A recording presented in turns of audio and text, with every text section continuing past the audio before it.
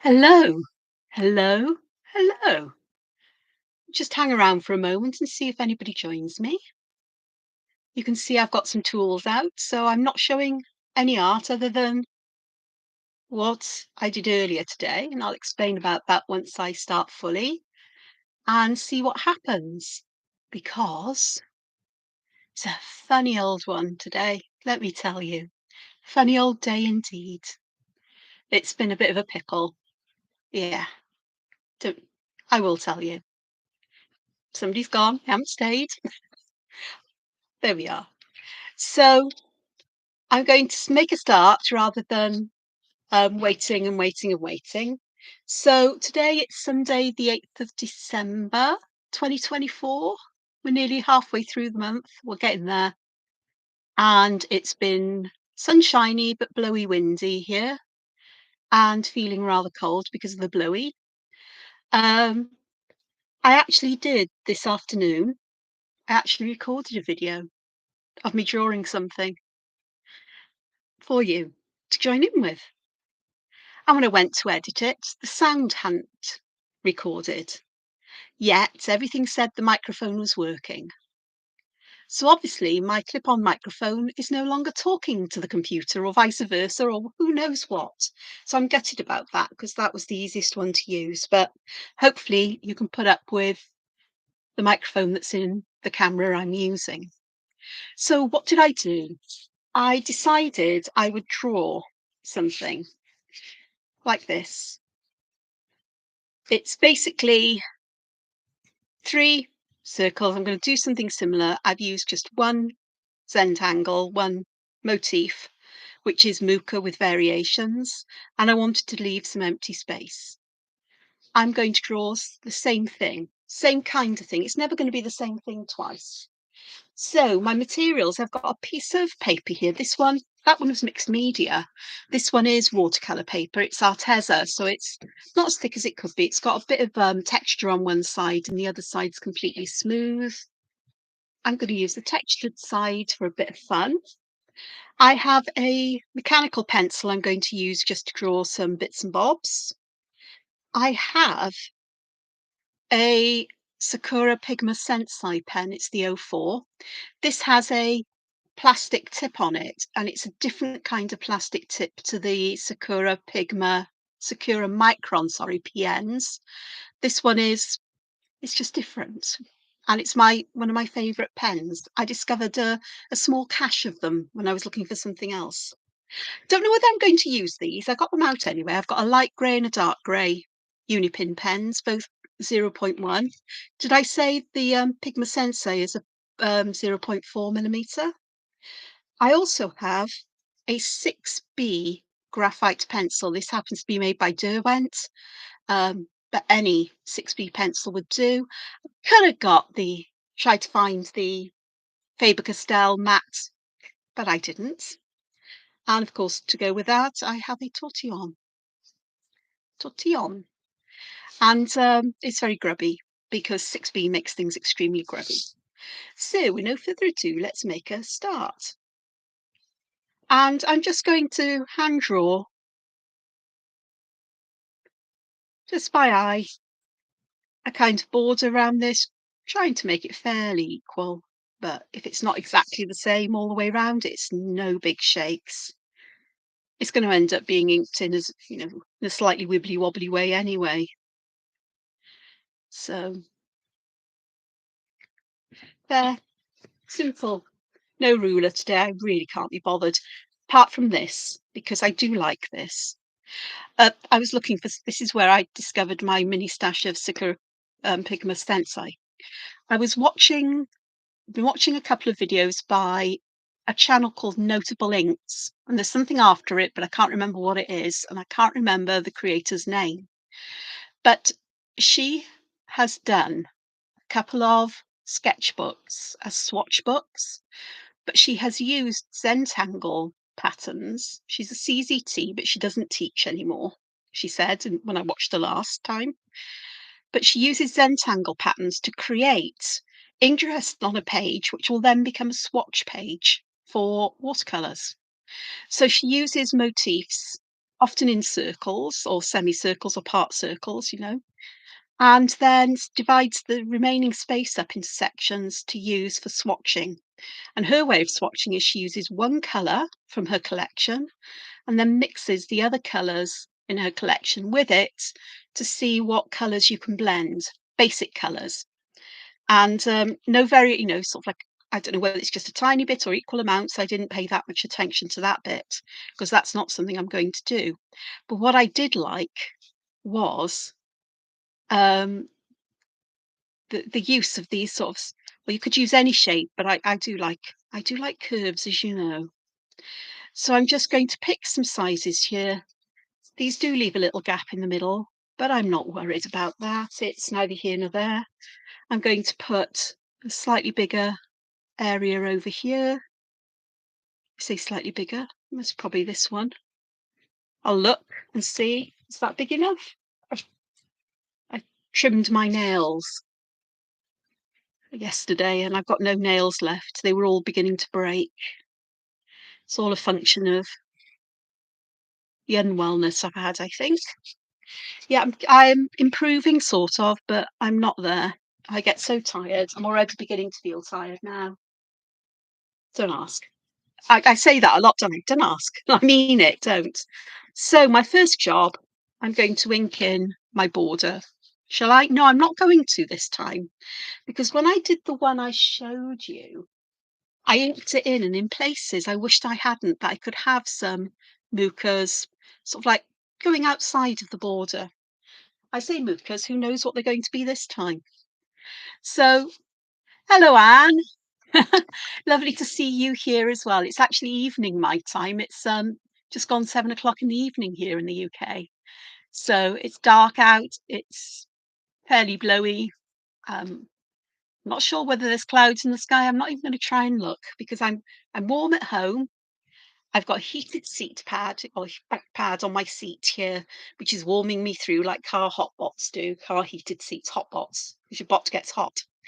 And I just thought it'd be nice to come and spend a little bit of time just drawing and enjoying myself and trying to get this done. I Let me make a start. So I'm going to start roughly in the centre of this. I'm going to draw out to the line. You don't have to. And then I'm going to create a kind of curve coming back. So I'm doing kind of quite a circular L shape and then a little bit of a curve coming back to create the part of the leaf. So it's a variation, I suppose, on Mucha. But you see these things in medieval manuscripts. And do you know what? I think I might take these right off the page. It's not something I would ordinarily do, but I feel like it would be interesting to do that. Then the next one, I'm going to go in the opposite direction, just like that. Pop the stem off, and then I'm just going to add some inky glue in places just to make sure that all the lines stay where they're put and they don't spring apart, because it would be ghastly if they sprung apart, wouldn't it? So here there's this one, and the next one I'm going to take here, going to bring around. Now I can already tell that this is going to end up looking quite a bit different to the ones I did earlier. And then here, you move my lamp around so my light is shining in a slight different direction. So the shadow isn't going over the page as much.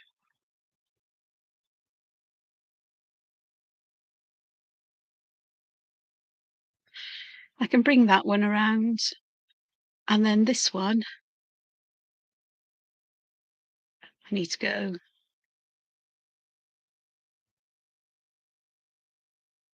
like that. Oh, let's put the other side of that one in. My inky glue. This watercolor paper is more absorbent to the ink, so the line is a lot broader than it would have been if I'd drawn on the mixed media paper. So I'm not pressing any harder. I'm trying not to press too hard because I really don't want to ruin the nib too soon on these. Trying to keep a light hand. And then here I can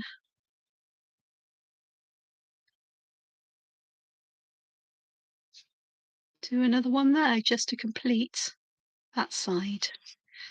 So that's quite nice. And I am going to just draw this bottom edge in for this one here for now. I'm not going to put it there, but what I am going to do is I am going to draw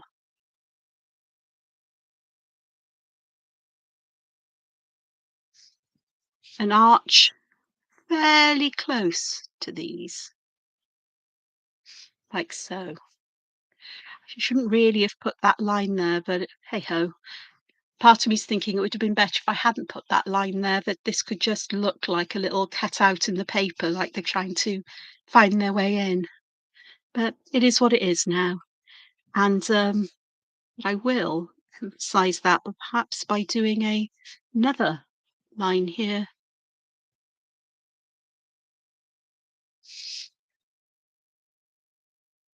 And just popping that on. So I'm going to finish this off because I don't know if I'm going to do the same elsewhere.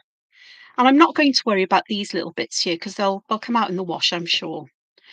And it is only really a sketch book kind of idea rather than anything else.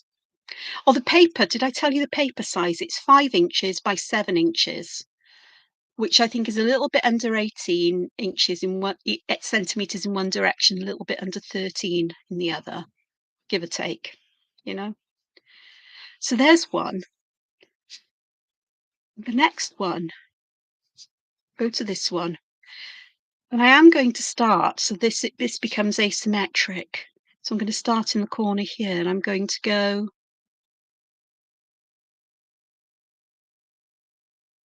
with a very clearly defined triangular shape. And I'm going to do the same here.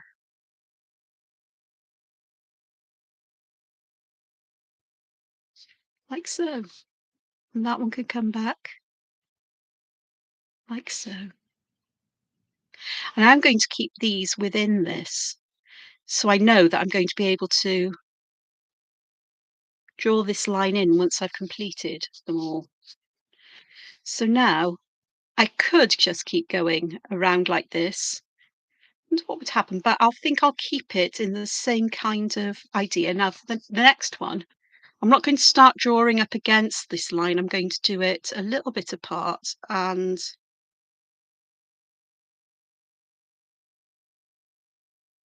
around like this. I am not trying to make them the same size in any way, shape or form because it's just not going to happen. They're freehand. And just need to pop some ink on. This is going to get blobby if I'm not careful. So this one, I'm going to do the same thing. I'm just going to draw along here and then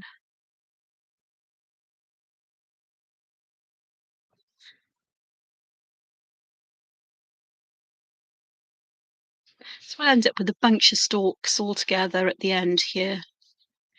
Yeah, they're sort of like creating quite interesting shapes and patterns on this one. It's going to be fine. So this one is going to be similar to this one where we start a little bit away, aim for the circle on the top and come down and create that triangular shape. Perhaps not as triangular as the original one, but hey ho, it's fine. Nature is amazing because you can tell what a flower is, but if you compare it to another similar a flower of the same genus, the same species, genus, variety, you'll find that it's not exactly the same. There'll be variations in it. Even if they're were planted at the same time, grown under the same conditions, there's always little variations for who knows what reasons. I'm sure there can be many slight variations in the microclimate, slight variations in the soil, consistency, even though you use the same soil, potting compost, whatever, same amount of nutrients. They just behave differently like people do. Mm.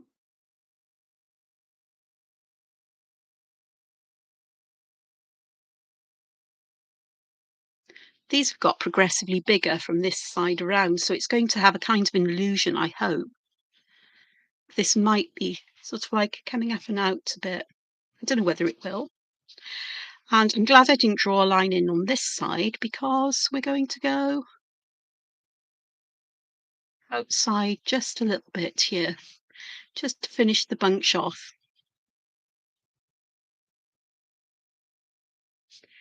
And I just need to finish up the inky bits, the inky glue, that bit there. And I am just going to draw this in here. And I'm deliberately putting little wobbly bits in the line. Will my Zoom work? Oh yeah, it does today.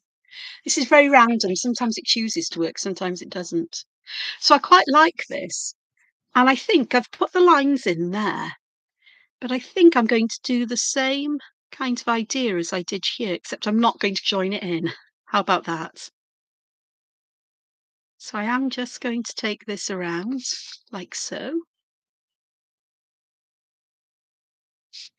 And I'm going to do the same, double it up. So we've got some kind of similarity here.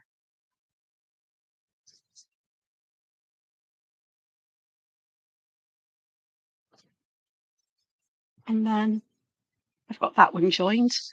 I haven't got these joined. I'll see how I feel in a short while about that.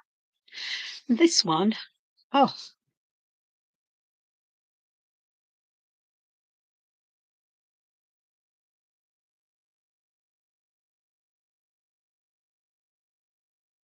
I can start by putting the stems in, but with a gap between them.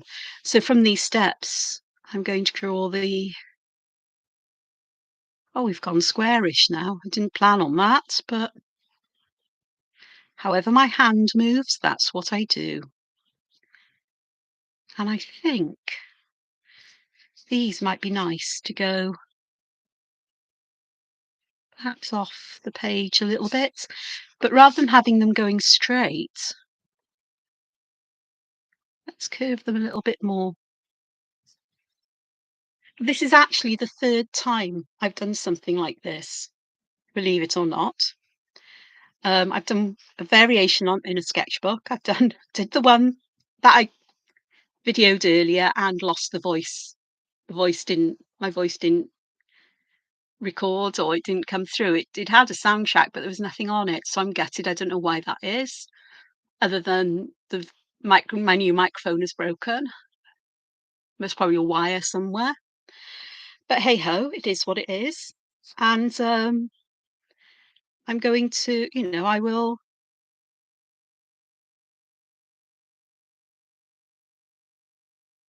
persevere as I am at the moment here. So if I sound tired, it's because I am. I've talked about this once, not that I can remember exactly what I said, but yeah, so I did one earlier.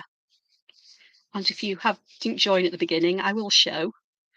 So again, I'm starting with a stem, a little bit of a distance away here, and I'm just going to make this brush against that muka, come out here, and then I'm going to create something that's a bit squarer. They're all going to be slightly different because this is completely unpracticed. And I'm only human, I'm not a robot, contrary to popular opinion, perhaps.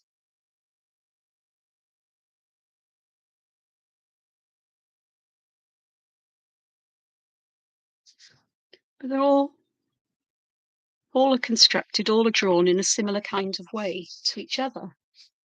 It's just the shape at the top is just that little bit different, and the way that I'm ordering them in these semicircles is a little bit different. Because it's kind of a sampler, I suppose, or a page of ideas that could find its way into my sketchbook along with the other one I did earlier. Yeah. And kept as reference for ideas. So we've got that. Now then, do I want to do another one? I think so. It's going to be interesting because that's going to go. It feels just natural to make that one just that little bit smaller. We've got less space here. So I've had a really a week where I felt exhausted an awful lot. Um, Monday I was all right, mostly, I think. Tuesday is my Welsh class day. And then this week, a friend of mine asked if I'd like to meet up for lunch. So I said, yes. But you've got your Welsh class. Yes. Yes. Too much in one day. 2 hours of talking and listening and focusing, and then another 2 or 3 hours over lunch. And I was discombobulated afterwards. My brain was, I was exhausted. I came home, I slept. And I mean, I slept. Tried to stay awake so I didn't disrupt my sleep at night, but I just couldn't. I had to have a sleep. And the next day, I was like a zombie all day. There was nothing going on between my ears, particularly. I couldn't get anything done or think about anything. And that has been with me pretty much most of the week to a greater or lesser degree. I find myself getting tired still very easily in a way that I didn't before I've had the bouts of sickness. So it's taken me a while to recover. I'm not as young as I used to be. None of us are. And I'm guessing that recovery time is that just that little bit longer.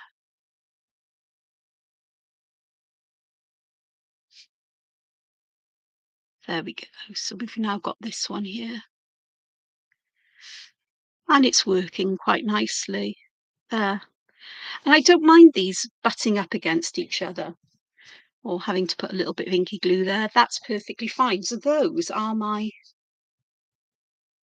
little bit, my little bits.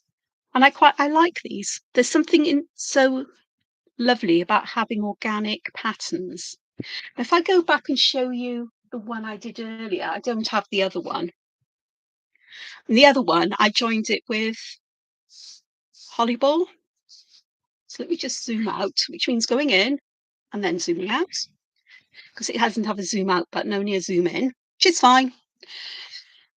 I had holly ball going across with these kinds of things. Here, I did Mooka. I don't know if you can see. I added some watercolour here because I wanted to see what watercolour would look like on top of graphite, as if I don't know. Hello, Lily. I don't know what it's going to look like in the end. This is the one I did earlier today, except for some reason my voice didn't record on the video. I was going to upload one in the usual kind of way. That didn't happen. I think the universe is trying to tell me something. But spontaneity perhaps is my gift in some ways. But this one, I don't know if you can see, but colours are a bit dowdy, and I put some metallic watercolour paints. You can see there just to lift this up and to add a bit of surprise. I like that. I do have a bit of a thing for sparkly things. I think I'm part crow or something. Magpie raven. Anywho. So I want to find a way of filling in some of this space without filling that space in. And I want to use a pattern or a motif that will flow nicely with this. I used Mooka there, a different kind of Mooka, and I quite like that. But part of me thinks, oh, I wonder what will happen if I did something different. And it's almost like I want to put something in the center and have tendrils coming off it, but then that would upset my system of three, I think. So I'm not quite sure. Mooka is what I want to go with, as I've done already. But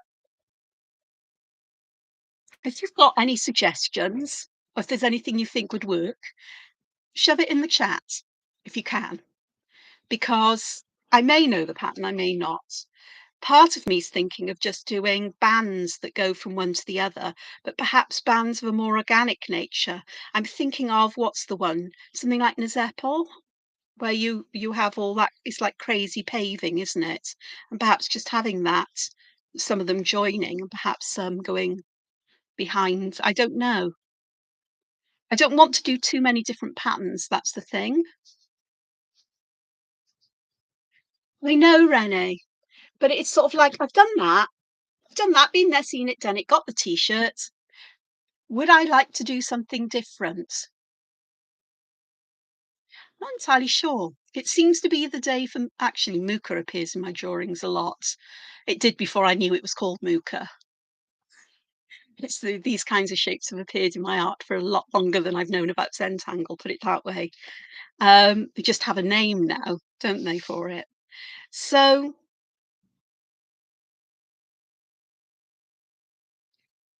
I think I may do, or I may do something similar. How about if I do, I don't know the name of it, but what about if I do something like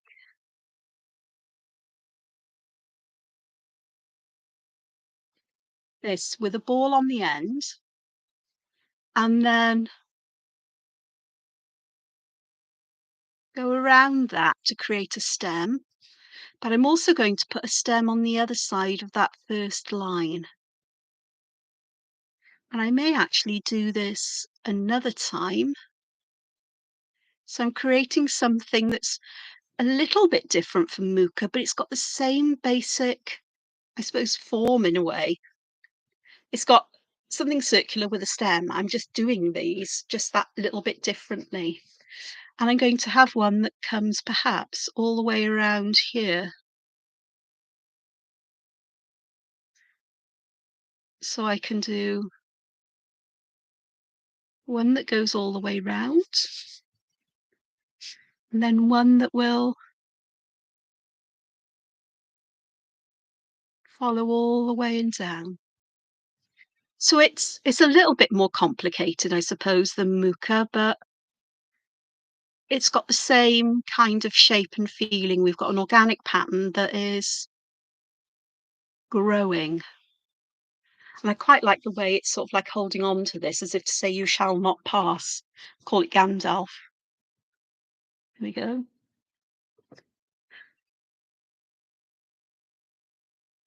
Oh, this weird thoughts of mine keep coming out in my Welsh class. I'm sure they'll get fed up of me. Sometimes I'm too quick for my own good. My mouth opens and says things before my brain kicks into gear with it. Luckily, everybody finds it humorous. I'm not, but well, got to be careful. So I quite like these. I really want something that will come up the middle and join these together. So I'm going to do one that will just perhaps just graze this. Oh, it's got a smaller end on it. Well, that would be normal for a shoot, wouldn't it? Except this one will go underneath.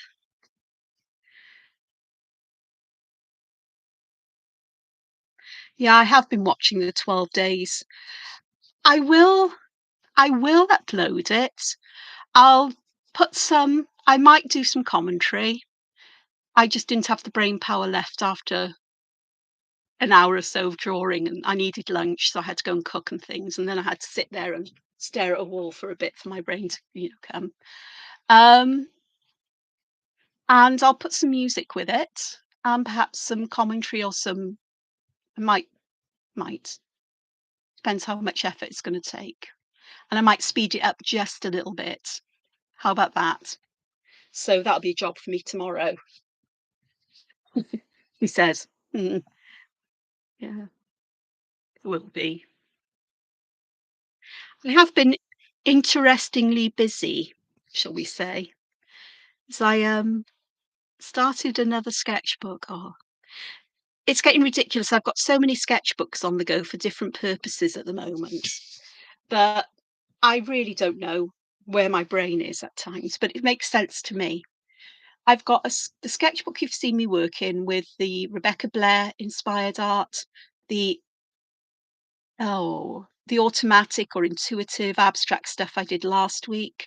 Oh, if you haven't seen it, if Josie is here, sorry, I'm mentioning you.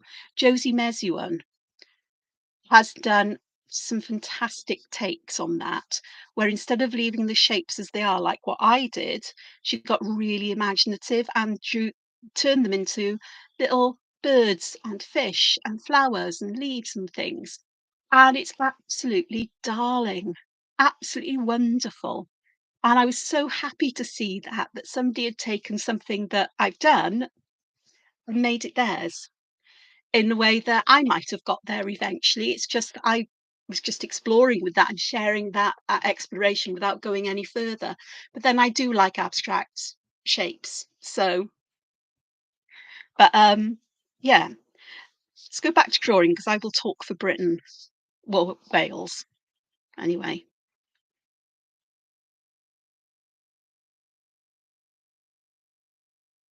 So I'm I've got no idea of where these are going to grow or go. I'm just going to go with it, go with the grow. And it may end up looking pleasant, it may not. I do not know. And then just one more. I've lost track of what I was doing. Yeah, I need another one tonight. I'm not too worried if I've got more than this one could do with that extra loop in. Like that one's got an extra loop. I almost want to put this one in going behind. Yes, I have been watching the 12 Days of Centangle. I haven't seen today's because when I saw it was uploaded, it's nearly an hour long and I'd planned to do this, so I wasn't going to get looking at that. I'll most probably watch it later on as I'm settling down, to get ready to go to bed. But we shall see. So I'm overthinking. I should just go with it. This is my problem now. I am overthinking. And I do want to have things coming out in the opposite direction as well, from each side. I want to make a right razzmatazz, not razzmatazz, flurry, tangle,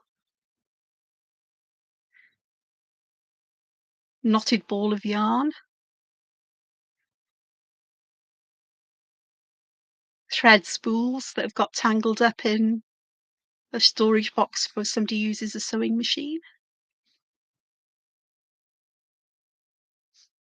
And I will just put another one round there because it will close that space really quite nicely.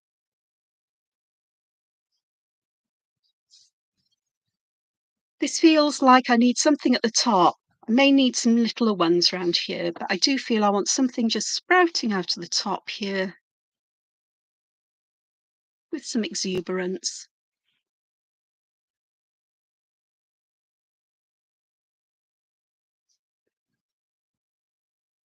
Because things like that always work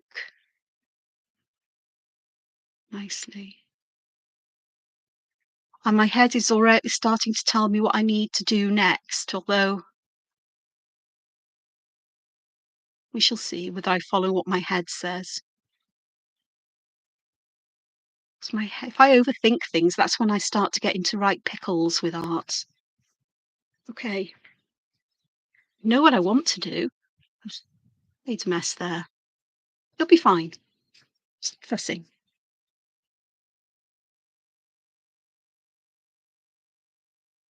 So I'm going to have one that heads off in this direction. Listen. Oh, I now sound like Jar Jar Binks. No hope for me today. Anybody just tuning in will wonder what on earth.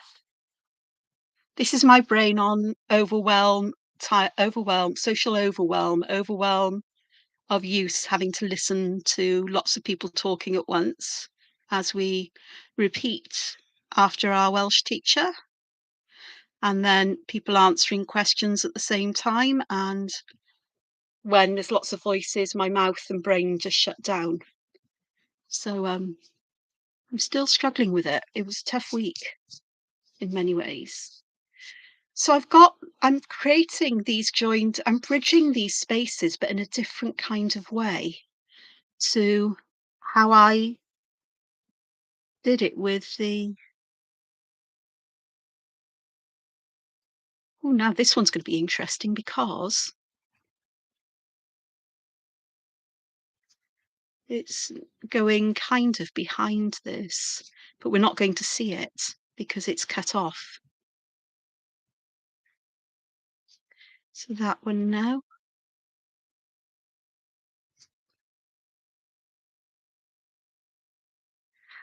Glad I'm actually glad that this paper is a bit more absorbent and the line is thicker than um, in my other examples. Because I sometimes find lines a bit too spindly when I'm drawing something as big as this. I wouldn't normally draw patterns this big, but it seems the right thing to do. And using a wider line or wider line seems to give that structure and that firmness to a drawing. Whereas spindly things just look spindly and spider-like, you know. That's just my personal preference. I would like to have something, this is a bit awkward here, it feels awkward, so let's do another one that's just appearing out of here to make it have company. Give it some company. It's the quirky one, or quirky couple.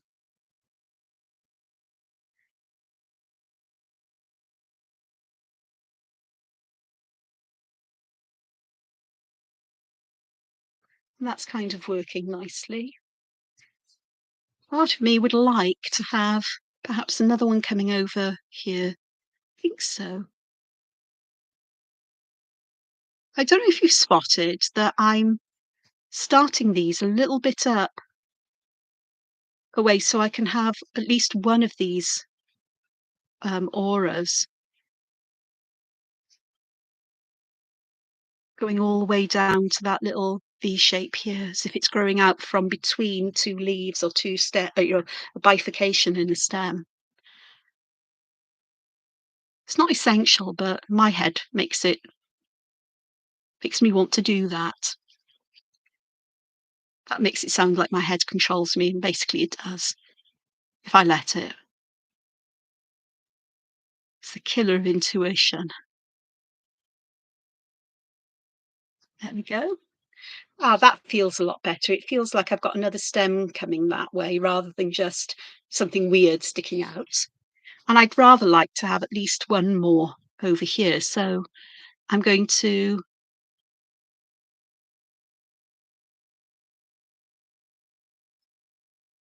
do one here.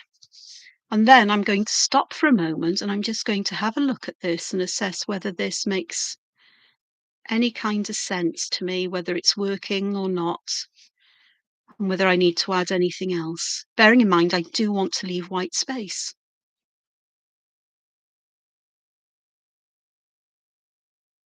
empty space. So that's how you make sense of a pattern. I'm finding that I really value that empty space in work. And I can see the point. I'm beginning to see the point of it rather than filling everything up. When I fill something up, I the art doesn't feel right to me anymore. It feels that something needs to come out up this way, I think.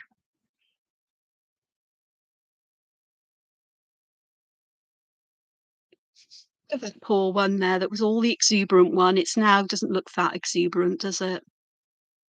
Lost its steam. Though this one's had a leg up or a couple of stems up. I like the way these lines weave and nest as they go around, automatically putting kind of layers in.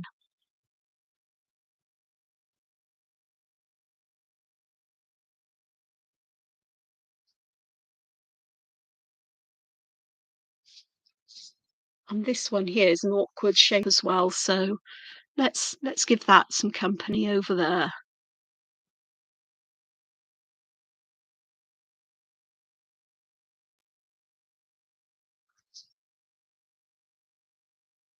I'll get to a point where I go, right, that's it, I'm done.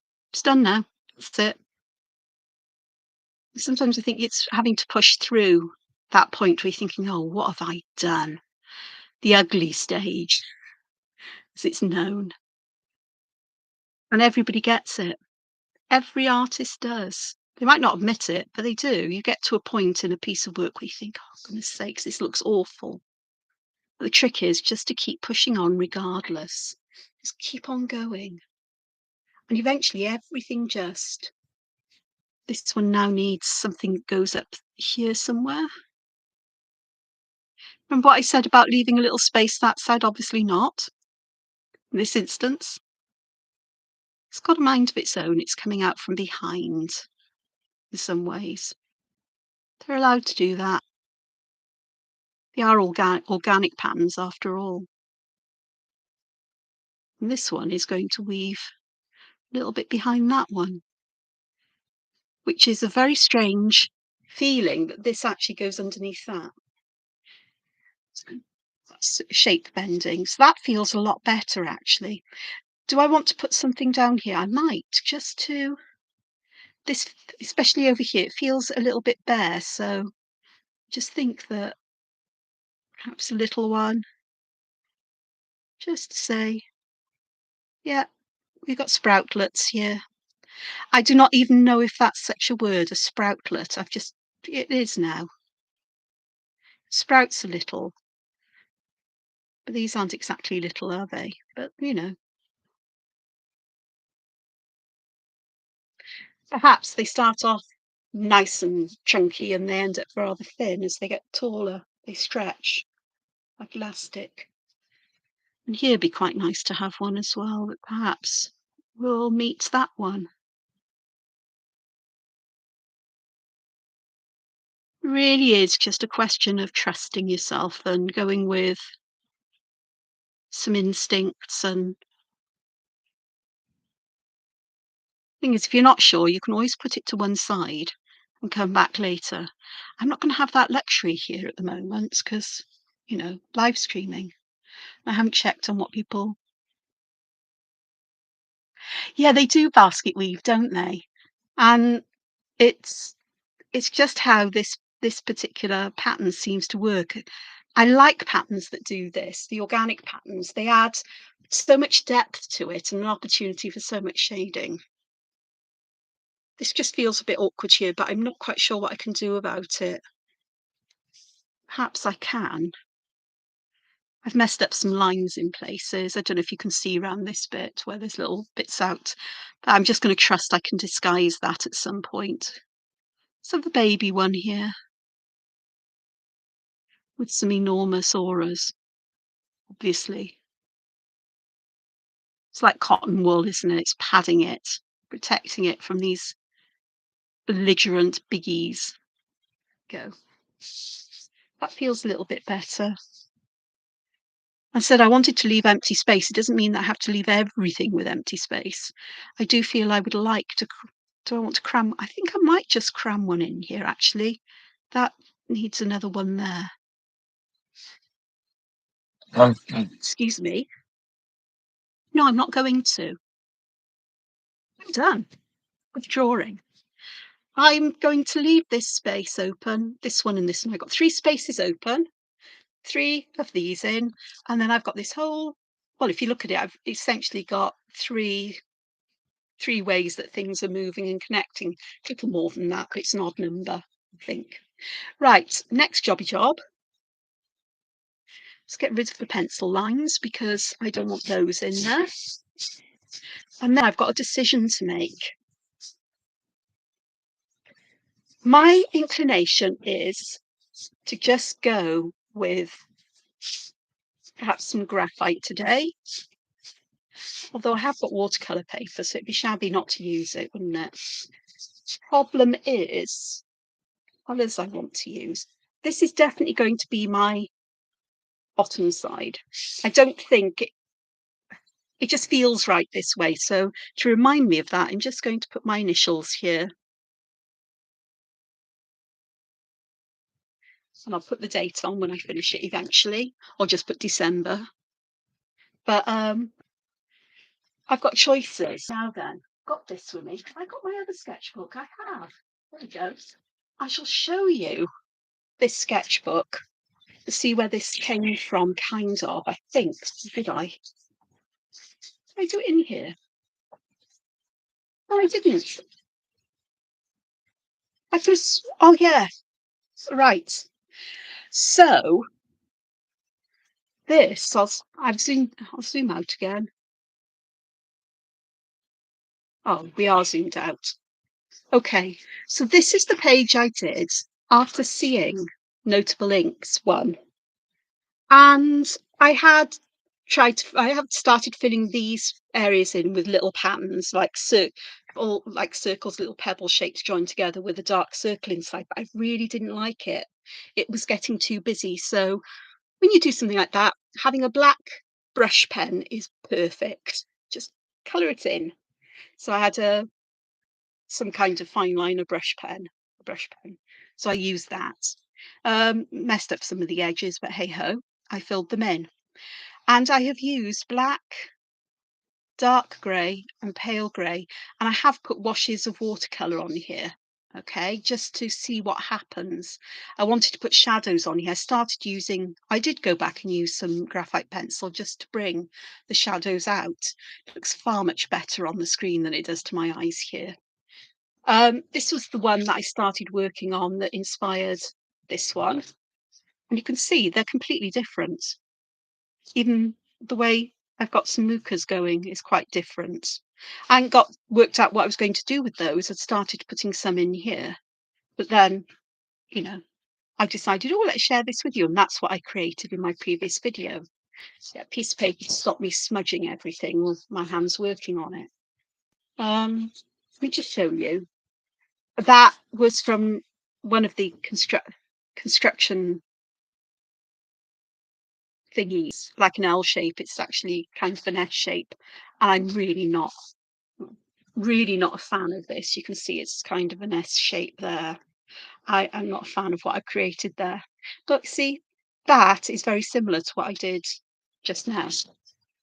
And where have I got some other things? Oh yeah, my other sketchbook, I'm starting to add patterns and trying to arrange them in an artistic way rather than just like this. But I'm gathering together here in my yellow book everywhere patterns that I like. And there's ones here that this one I knew, this is something I would do. This is done similar to that. But I've done Cangula, Thomas Padros's pattern before, but I wanted to pop it in there because I really like it.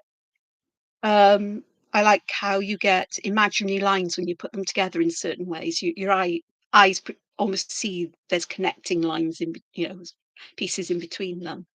This one is no, these ones. Sorry, this one's familiar to me, but the rest aren't. This is something I've seen kind of. I know it from a particular pattern, but I didn't realize how easy it would be to actually do this. It's called Speedways Extra.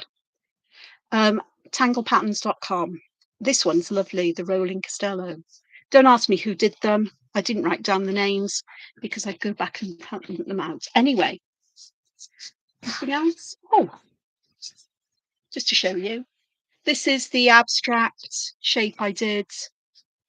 I did this after the last video, and I've added watercolour in lovely autumnal colours. The background's a bit scuzzy because I some watercolour spread out, and then I used that dark graphite pencil, and it's really brought some depth dimension in. There's places where I need to darken it. That was another one I did, which isn't working for me at all. That one is what I did, I think, in the video. Yes, it is. That's the one I did prior. So it's not something I'm going to forget about. It's all there as ideas of what to do. Why did I show you that?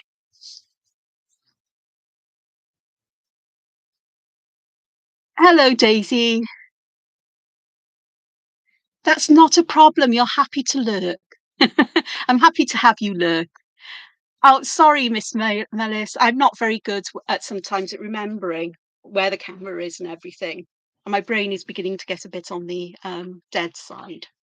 So I'm actually not going to do any watercolor. because I know that my brain is beginning to get tired again. Hi, Andrew. Hi, Judy. Rainy Houston. We should have had the rain here today over the weekend. Blowy, blustery, blowy, structural damage, things.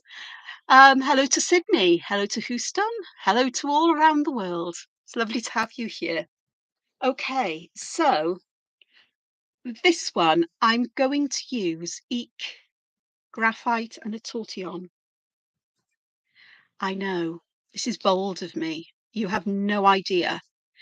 But the darker the graphite, the better it is, although I really don't like the shine. But I'm not entirely sure where my Faber-Castell Pick Graphite matte pencils are. But I think I'm going to let's start with these mucus. Let's start where I started with these mucus at the bottom. And I'm going to put quite a bit of this graphite underneath them. So wherever everything is underneath, as it were. So this is above is the top, underneath is below. You sort of like it makes sense to me. So this is underneath. And I'm trying not to put the graphite over my lovely lines. I've put some there and I shouldn't have, but I think it'll work out okay. This is left, but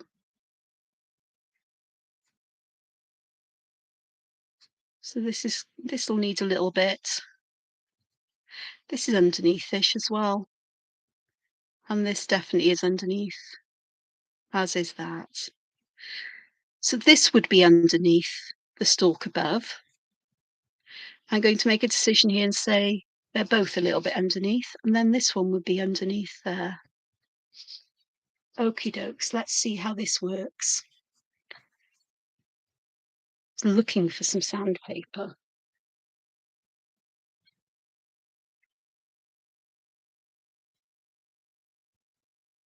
Right, failing that, got an emery board. Which side's the roughest? It's okay, these are washable. It's better. She outworks better than the sandpaper. Jeez. Right, so I'm just working this in really into the paper, and then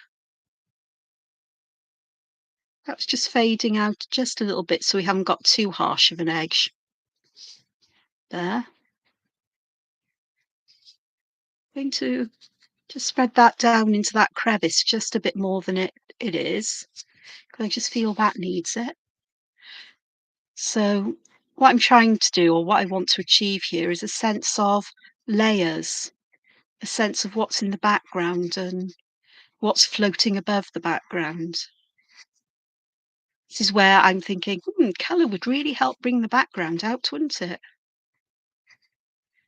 The idea is not to colour everything in with graphite, it's just to put shadows in where we need it. And some of them are going to be more subtle than in other areas.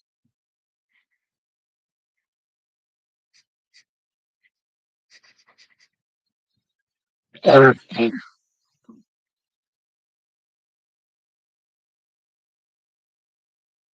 we go. Some water.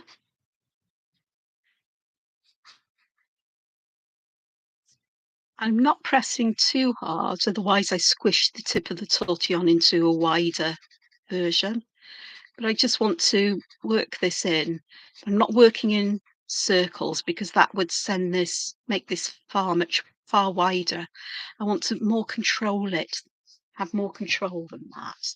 So that's starting to really work. And I think I'm going to put some shading around the inside of this very first arch. I can see where there's some pencil I didn't erase, so that's fine. That'll get mixed up with this one. I just think that would be really nice just to help suggest that there is something going on here.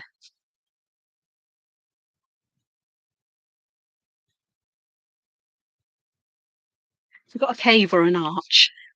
I like an arch. Yes. I like rounded arches, particularly from Romanesque sculpture, architecture. Said that before. Trying to think if there were rounded arches in Castell Coch. I think they were all pointy, Gothic-y ones.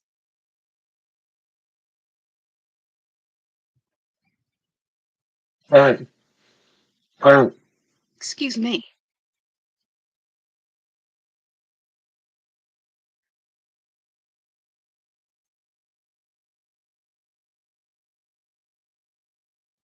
I said earlier I went out for lunch with a friend after my Welsh lesson on Tuesday. We went to a local castle called Castell Coch, which translates as the Red Castle. And it's built on I think it's 13th century foundations of a castle that was there in the 13th century, but got ruined over time. And it was um, built by William, or designed and decorated and furnished by William Burgess on behalf of the third Marquis of Bute, I think it was.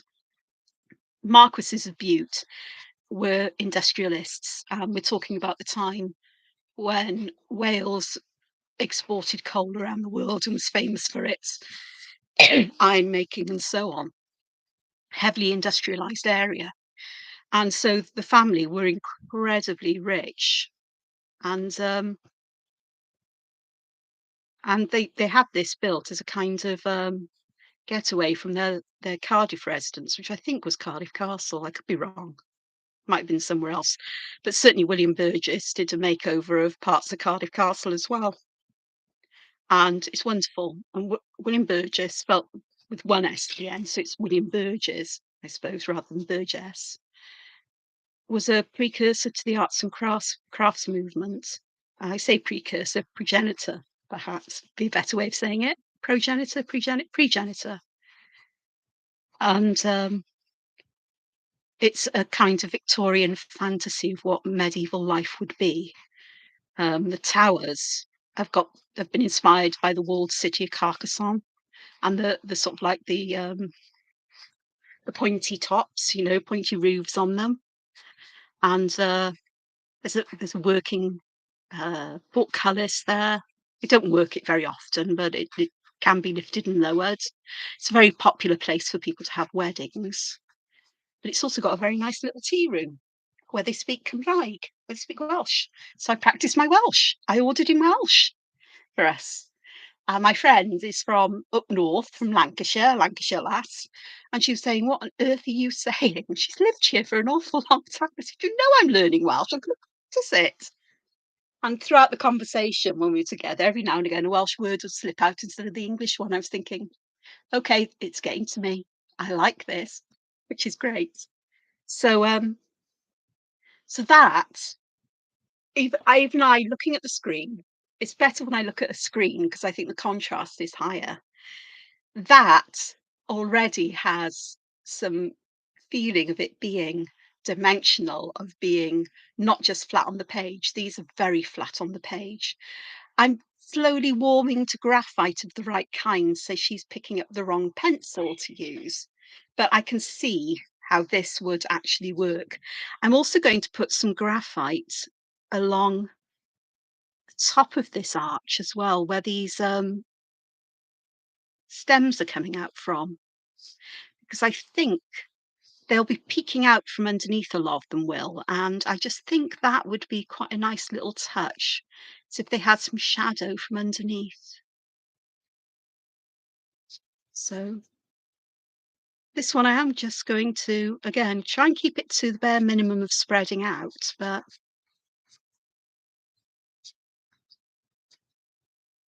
there'll be a bit more in some places. But I want to keep it as fairly dark, close to the top of that arch, really. Part of me is thinking it would have been nice to make the limit of the arch, this line here, perhaps a little bit wider, but it is what it is now, and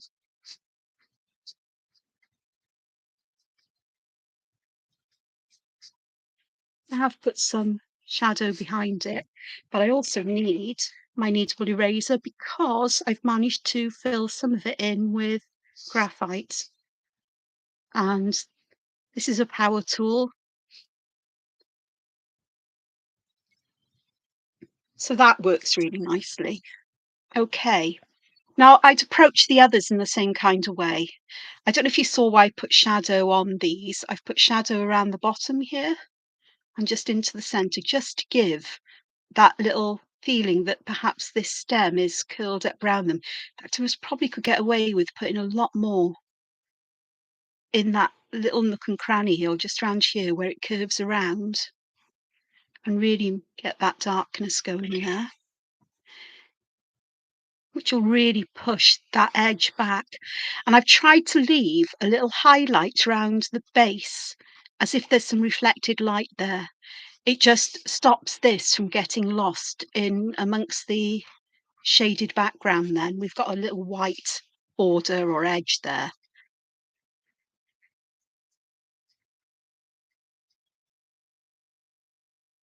So I'm trying not to spread this out too much, but I am teasing a little bit more around. And that's worked a bit better. That's really giving this the feeling that this is curling down behind it, isn't it? Not always the same in each of them, but they're all slightly different shapes, aren't they? So we're not going to have the same kind of effect, but that one worked really well. It's something to remember. And this one I think will, if I just add a little bit more, and this one as well.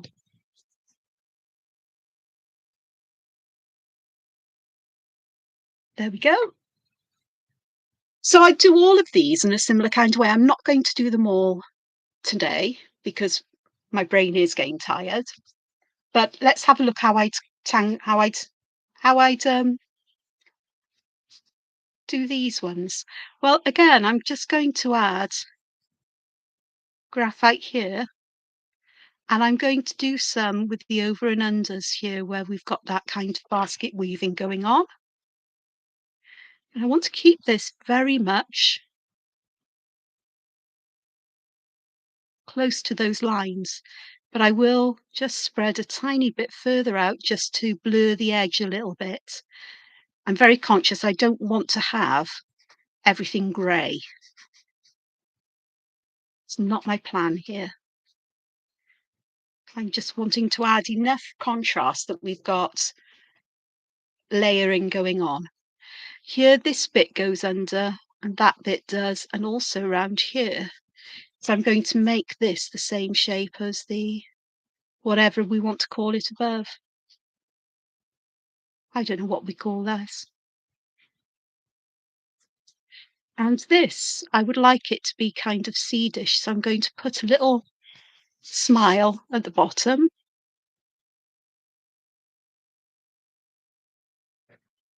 And just gently create it or soften it so it looks like we've got a little highlight there at the top. In fact, if anything, I may have smudged that out a bit more. Perhaps I need a new tortillon. Tortillon? Oh, ho, ho, ho. Perhaps, I don't know. So, and I'm going to approach all of these the same. So trying not to think in terms of a light source, but sometimes it's going to be inevitable if you know me. I am thinking where things layer under or come disappear under another one, or you know, come out from the top, and I'm adding the graphite in the shapes rather than on top of the on top of the ink where I can.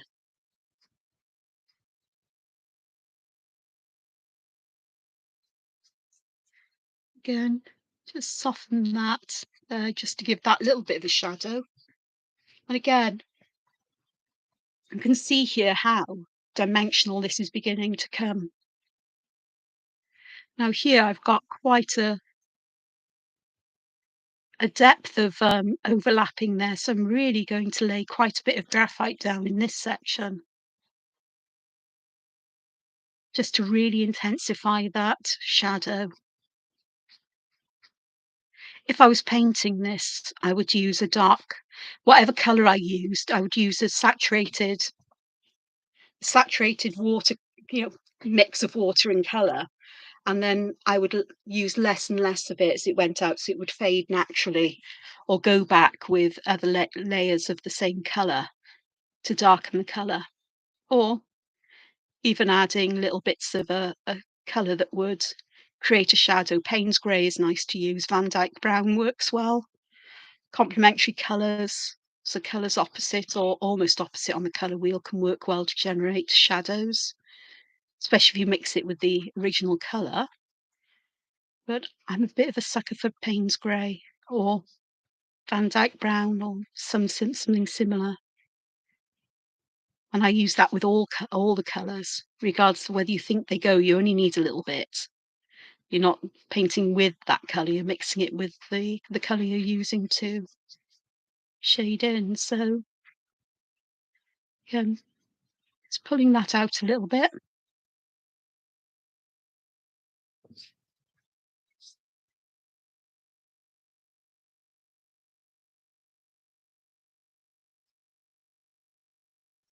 So Castell Core is lovely. As a child, family often used to go there on Sunday afternoons. Used to be free to get in. It's now nearly £10 a person if you're not a member. So I joined, and I'm going to make use of my membership. The membership was £60 a year-ish for a single person. So I go down there 6 times and I've got, that's my membership used up. But there's so many other places in Wales you can visit. It's run by Cadw, and Cadw is the Welsh version of English Heritage or Scottish Heritage. And actually, it's, it's named it's named in Welsh here, and there to preserve um, precious monuments and history. The National Trust exists in Wales as well. There are, you know, you may have heard me talk about Dyffryn Gardens, which is a National Trust property, and yet I belong to them and to the RSPB. I haven't been to an RSPB, Royal Society for Protection of Birds. There's a lovely wetland centre, wetland area on the outskirts of Newport Gwent, and I haven't been there for a long while. It'd be lovely to go with my camera because all the winter sere colours would be there. And on a sunny day, those goldeny browns or bleached golden browns against the blue, the pale blue winter sunny skies, absolutely stunning.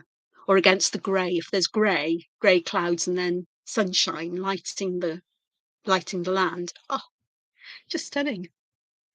Yeah.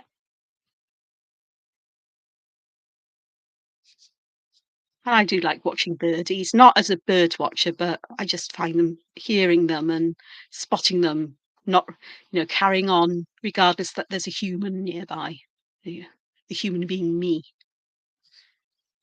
And always lovely. I don't know if the cafe's open still or whether that was something that was lost during pandemic and has never fully come back. I don't know. But it's it had windows along a couple of sides. One side long windows next to a small pond, a mini pond. And when you've got the baby ducks and things there, it's really fun to watch them. And the mum's teaching them how to swim, and they're all going along. And other birds come in, and you've got squirrels then trying. They've got their own feeding stations to leave the ones for the birds alone, and so on. And it's really good. I enjoy it. I like nature. And around Castell Coch, there are there's a forest above, woodland above, and it's a steep walk up there, and it's not something I'm going to do when we've been soddenly rain and when I've been poorly with. I get breathless still very easily, thanks to the C word. Hey ho, we'll get better. And really like to go up there. I can remember once walking up there. It was a sunny afternoon, late summer, I think it was, and I spotted a little bit of movement. It's only a teenager, perhaps, early teens. And I spotted a little movement out the corner of my eye. And the rest of the family just yomped on. and I spent ages watching a little field mouse climbing up a stem of wheat because there was, loose wheat that had found its way there. And I was absolutely fascinated with this tiny, tiny, tiny little mouse that was so cute. You know, I never would have harmed it or done anything to, because I'm like that. I like animals. And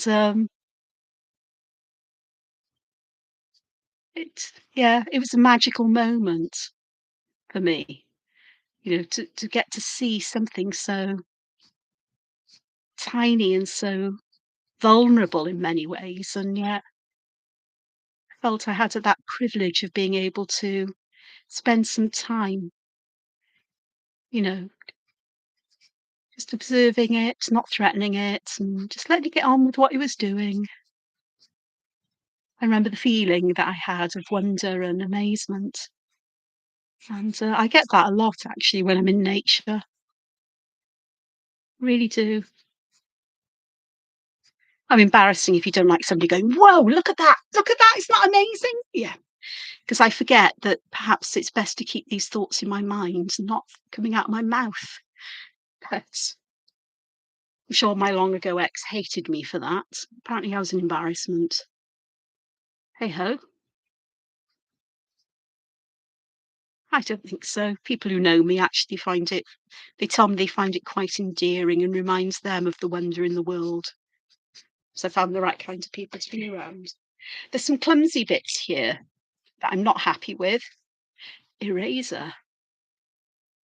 Some bits, and I can just soften some of the areas off where perhaps some of the shading has gone a bit too far.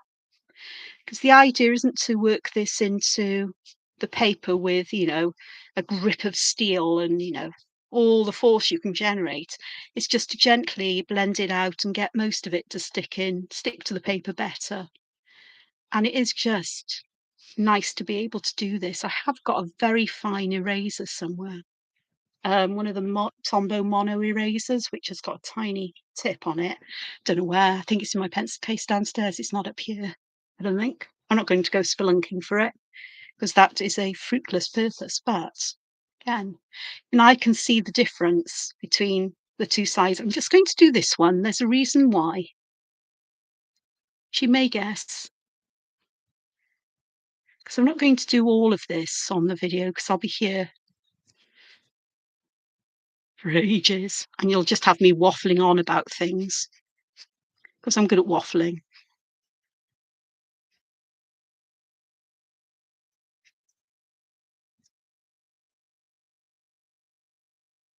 Kneadable erasers are great because they say you can knead the shape of them to get them as you would like them. This one is quite soft. I've got one somewhere around here that's quite stiff.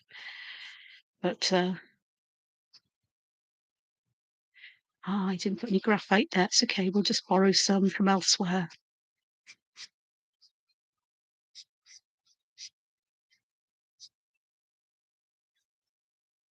Just adding just a little bit more.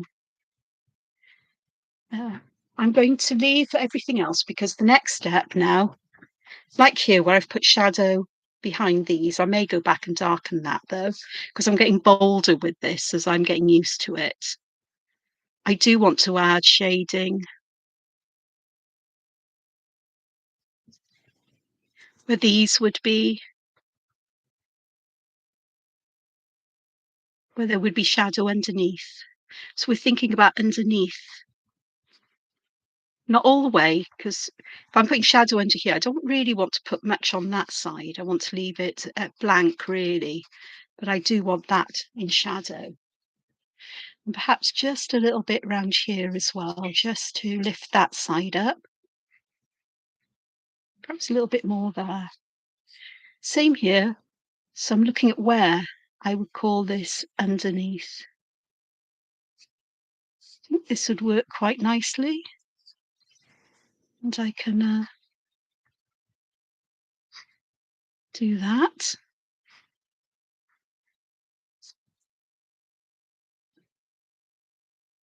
And I do want to spread this out just a little bit. I do want to have it a bit further out than perhaps I would have elsewhere, just to help to give me that feeling of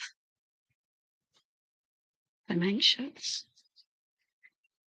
And already we're beginning to get this floating. I can go back and add more if I wish.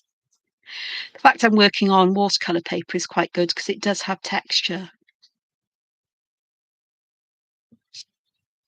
So,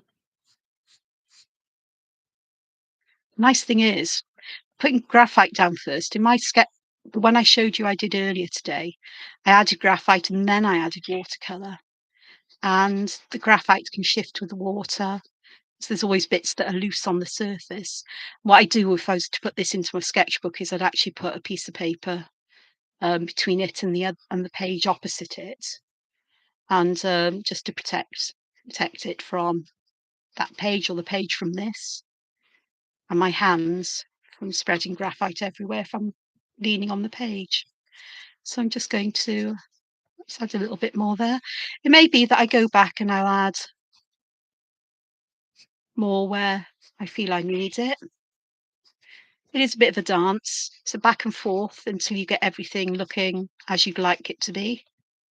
So there's no rush. I can put this to one side because I now know what I'm going to do and come back to it at a later date. With this one, because this seems to be going over the top of this or very nearly, I am going to put the graphite over the ink there. That bit will have it graphite, this will, under there, and this will be in shadow too. This won't because it's the top edge, whereas under here will definitely have shadow, as will that and that, because they're all under. So let's just do this little bit here.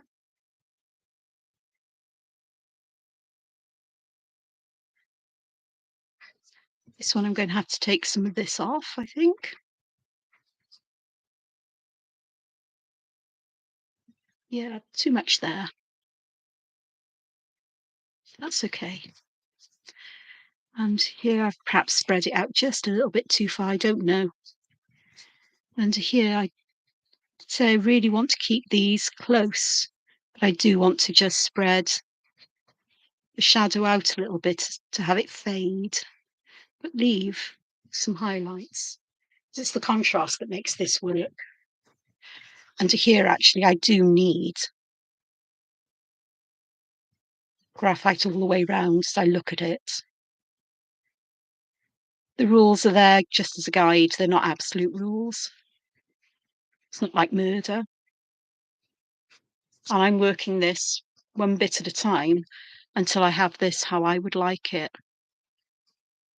Just wish I could come up with something that wasn't shiny like graphite. Hey ho.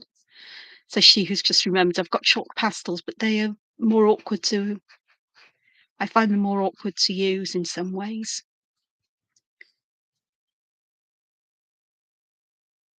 But I think if pencil artists can work with graphite and work with the shininess, well, perhaps I can.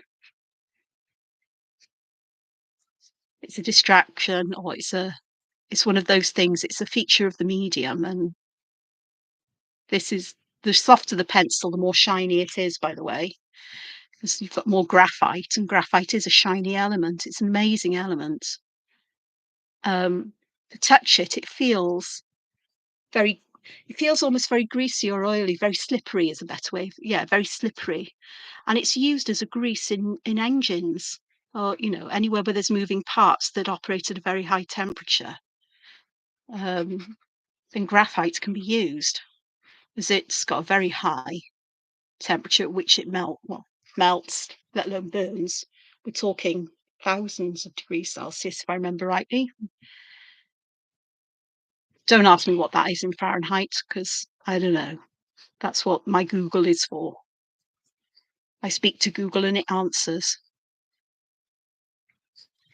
for such things. All I know is it's very hot. No, about 2000, over 2000. I think diamond would melt, inverted commas. I think it more like sublimes at 2600 Celsius. I think something in my head is coming up. I could be completely wrong. Yeah. Just doing a bit more here. I'm going to leave some unfinished so there's a contrast here. And I may actually leave it unfinished because this then can go in my sketchbook as a reminder that, Angela, you can work with graphite, girl. You just need to do it the right way for you. And it can be a bit of an exploration to find that right way.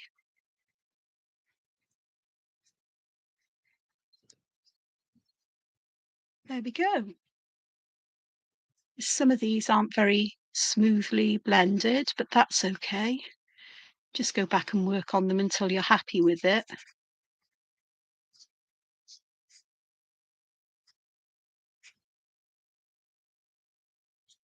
Do with some, just do this one here, just to get this one feeling that it belongs here.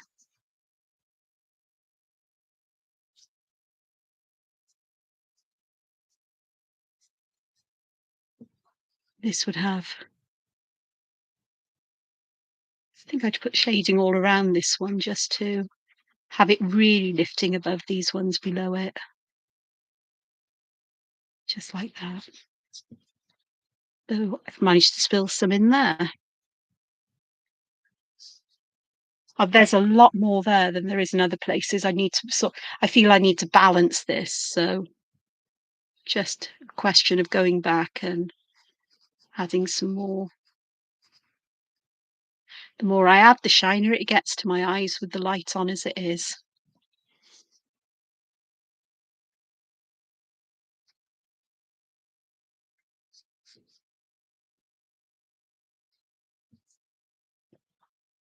So this is where I have got a set of the Faber-Castell matte black or graphite matte pencils somewhere. The problem with them is that they are not a 6B in the Faber-Castell isn't as soft as a 6B in an ordinary graphite pencil. It's the formulation of the graphite of the lead in inverted commas inside the pencil. It's got a different formulation so that you don't have that shininess. I think they've added carbon or black carbon to it, something like that. And it feels almost a bit waxier. Certainly the Mars black drawing pencils are very waxy. So they've used wax and charcoal or carbon in there to give that dullness, but they've bound it what feels like wax, and they don't smooth out easily. The Faber-Castells are better at blending out, but then they don't blend out quite as much as an ordinary pencil does, which might be of benefit. It's just I don't know where they are. They're somewhere here. I'll find them and I'll shove them in the pots that I've got on my desk. So I've always got them at hand. This one was just at hand earlier. So, and it for me, it's that discovery that an ordinary HB or 2B pencil doesn't do it for me. It's not dark enough, whereas this does. Which then begs the question of colouring pencils. Could I use those? Like that, so on. I know I can use Inktense. I know I can add colour quite happily. But what if I just want to add the shadow like this and then paint over? Because that brings a whole different feeling. I can remember doing this a couple of years ago and on YouTube, and by using graphite underneath and putting watercolor on top, it adds an almost metallic feel to the colors. I'm not saying it's sparkly and shiny, but there's something about it that turns the colors quite cool and quite metallic looking. And I quite liked that. And so these things are coming back to my mind as I'm doing this. And certainly for myself, my artistic journey, my adventure seems to be one where I seem to cycle around things a lot and I seem to come back to ideas. And rather than it's more like a spiral coil than it is a circle. Because every time I come back, it's with the knowledge of everything I've done, the experience of everything I've done in that time from when I last visited things. It's from finding those materials that work for me and knowing that sometimes I'll be really excited about something like this, and other times I'll go, nah, nah. Not excited at all. But today I seem to have stumbled upon this, which is a good thing. And that was because I was on a Zoom meeting this morning. Nothing to do with art, but I was sat there drawing and I thought, oh, let's have a go with some graphite. I'm not happy with the watercolours on this. Added the graphite and went, okay, then 6B. Yeah, that works. And went with it then. So, and I do have, I'm sure I've got 8B and 10B somewhere, but I think they would be getting ridiculously soft and just a touch of a tortillon would make them just go everywhere. But and smudgy. But yeah, 2Bs were always my favourite for sketching and drawing, with a 4B for darker. But for this, I really like that high contrast that the 6B gives. So I hope you've enjoyed this. I really need a drink and I'm all full up with stuff. I'm coughing and I don't know what's causing this. And I hope you have fun with something like this and try these things out. I think this is a nice way of laying a card out. I like the fact I've only used two basic patterns. I'm not counting the circles and things, but I've used variations on Muka, and then I've used this thing, which I don't even know if it has a name. I don't really care at the moment, but it's sort of like feels it's of the same kind of family as a Muka, shall we say. It's got that feeling that they're related in a way that Muka and, say, I don't know, Nzeppel are not related, other than they are both patterns that can be built by a series of simple steps. So what can I say? So have a go, have fun, enjoy yourselves with this and with any other ideas. The video that got recorded today and didn't have any voice, I will speed it up, add some music and upload it so you can see how, where is it now? It's got to be here somewhere. What did I click? I put it in here. Such an idiot. How this one came into being with the Muka, and I put little seeds in places because it just felt like the right thing to do. If I finish this one with watercolor, I feel they will have gold in. I just feel that. Not red. Green, blue, and gold is a lovely combination. The blue, you didn't see this at the beginning. This is the one that I did earlier today. I didn't finish it in the video, but I finished it while I was waiting for the live to start, as it were. And I don't know if you can see, but I've added iridescent watercolors to get some extra pattern and sudden surprises there, because the colors look very mucky and with all the graphite underneath. And I just felt that I needed a bit of zuzz on them. I actually quite like that. It's quite subtle and it's only in certain places, little dots. And yeah, just something a bit, trying things out. Just very simple. And it seems to work. So this one I'm leaving as it is. I'm not going to add any colour to it. If I choose to add colour, well, who knows? These could be fun to do on a piece of card that's been cut into a circular shape or into an arc like this, into a fan shape, and then mounted on a blank card as a greetings card. And you could put berries in and all sorts, nestling in places. In fact, there's a lovely shape. Actually, I can see on this one, there's a lovely shape here. It's a kite. You see the kite shape? That would be lovely to add um, like an aura inside, and then to do something inside of that in terms of contrast or colour or pattern, whatever. And I like that shape that's developed there. We haven't got that really anywhere else. We've got weird ones here, but these are really, it's because of the nature of the shape of the Muka. Just noticed that. Like these have got little hearts as well.